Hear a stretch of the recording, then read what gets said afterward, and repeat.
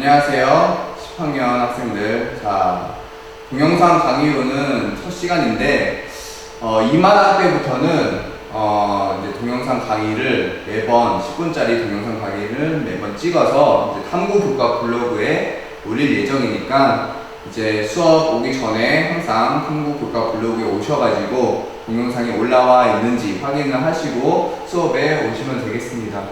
자, 지구의 자기장을 오늘 이제 설명을 할 텐데, 일단 동영상 강의를, 어떤 식으로 이제 포맷을 잡았냐면은, 이제 수업에 오기 전에 이제 예습하는 느낌으로 선생님이 아주 이제 쉽게, 그냥 부담감 없게, 학생들이 정말 재밌는 이야기를 그냥 듣는 것처럼 편하게 동영상을 보면 됩니다. 그래서 지구의 자기장을 본격적으로 이제 수업에 들어가기 전에 지구의 자기장이 옛날에는 이 지구의 자기장을 발견을 했을까? 그럼 발견했으면은 어떻게 알았을까? 옛날 사람들은 어떻게 이 자기장을 설명을 했을까? 이런 것들을 어떻게 보면 이제 과학사의 좀 입장에서 선생님이 재밌게 이제 설명을 할 테니까 이제 학생들은 재밌게 이제 동영상을 보시면 되겠습니다. 그래서 수업에 직접 이제 나올 내용들은 이 네 가지예요. 그래서 지구의 자기장의 모습, 지구 자기장의 역할, 지구 자기장의 생성, 지구 자기장의 이용, 이런 순서로 이제 수업에 이제 들어가게 될 텐데, 오늘은 이거에 들어가기에 앞서서 자, 지구 자기장이 옛날 사람들은 어떻게 발견을 했었고 어떻게 지금까지 우리가 지금 배우는 이 내용은 어떤 형식, 어떤 맥락 속에서 우리가 이 교과서에서 배우는지 이것을 설명을 하도록 할게요. 자, 우리가 사실 이 지구의 자기장에 대해서 배우는 거는 사실 1955년에 다이나모 이론 또는 다이너모 이론이라고 그 이론을 바탕으로 구성된 교과서의 내용을 우리가 배우고 있는 거예요. 근데 그 이전에 1955년 이전에 옛날 사람들은 지구 자기장을 어떻게 생각을 했을까? 그런 거를 오늘 한번 살펴보도록 할게요. 그래서 처음 자기가 뭐죠? 자기력이 뭐죠? 자석의 S과 N극, 그 땡기는 힘을 자기력이라고 하잖아요. 그 자기력을 옛날 사람들이 발견을 했을까? 자, 여기 보시면은 지도가 있죠? 터키에 이 마그네시아라는 지방이 있어요. 이 지방에 그 바울의 전도 여행을 보면은 터키 지방을 갔다가 뭐 그리스, 로마 이렇게 가잖아요. 사실 이 마그네시아 바로 옆에 에베소라는 그 마을이 있어요. 우리 그 에베소서 있죠, 신약 성경에. 그 에베소라는 그 마을이 바로 이 마그네시아 옆부분에 있어요. 그래서 이 마그네시아가 왜 나왔냐? 이 마그네시아라는 지방에서 돌을 어떤 옛날 사람들이 딱 그 채취를 했는데 그 돌이 되게 신기한 특성을 가지고 있는 거야. 뭐냐면은 철이라든지 그런 금속, 철금속을 달라붙게 하는 자연적인 자석을 여기에서 이제 사람들이 발견한 거죠. 이때가 언제냐면은 기원전 1000년, BC 1000년 전도 된 그 옛날 그 사람들이 발견했어요.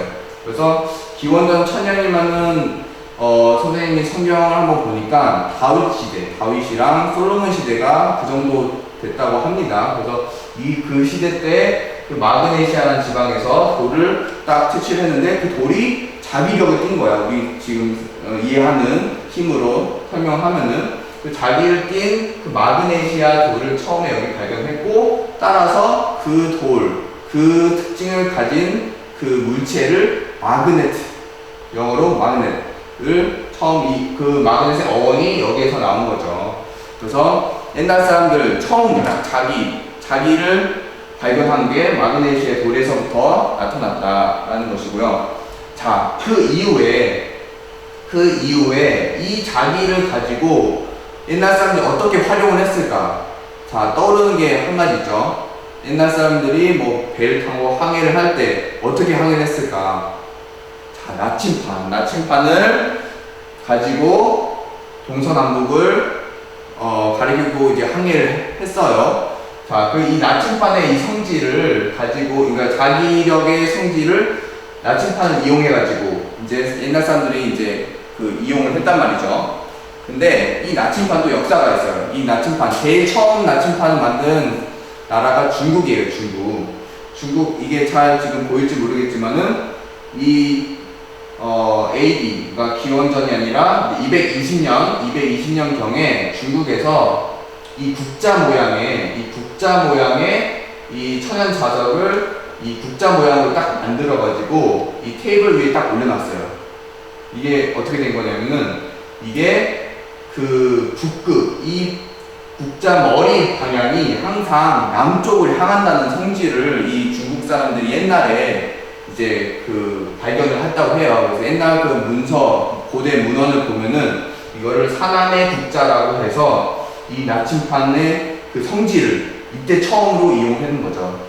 220년에. 그래서 이때 이후로 이제 항해를 할 때 이제 이 나침판을 이거 너무 거추장스러우니까 더 소형화해가지고 이제 남쪽을 가리키거나 북쪽을 가리키는 방향으로 이제 항해를 했던 것이죠. 그래서 이런 역사가 있고요. 그 다음에 자, 여기까지는 사람들이 그냥 이 자기력, 지구의 자기장 그것을 이용하기만 했어요. 근데 사실 나침판이 왜 남쪽을 가리키고 북쪽을 가리키는지 그걸 설명을 하지 못했어요. 그거를 설명하지 못했고, 아, 그냥 남쪽을 가리키는구나, 여러 가지 그냥 설명이 있었을 뿐 사실 과학적인 그런 설명을 하지 못했었는데, 바로 윌리엄 길버트, 바로 이 사람이 처음으로 이 나침판이 왜 북극을 가리키는지 남쪽을 가리키는지 과학적인 탐구 방법, 우리가 배웠죠. 과학적인 탐구 방법을 이용해서 최초로 설명을 한 거죠, 이분이. 그래서 이 윌리엄 길버트가 사실 1600년 또 사람이에요. 이제 갈릴레이 때 시대의 사람인데, 이 사람이 어떻게 이 설명을 했느냐. 자, 이 사람이 나침판을 들고서 이제 다음 그림을 보면은 이게 적당한 그림을 찾다가 이게 이런 그림밖에 없었는데, 자, 여기를 보면은 나침판을 이 북극에 가까이 갈수록 나침판의 지면과 이루는 그 기울기가 점점점 이게 커진다는 거죠.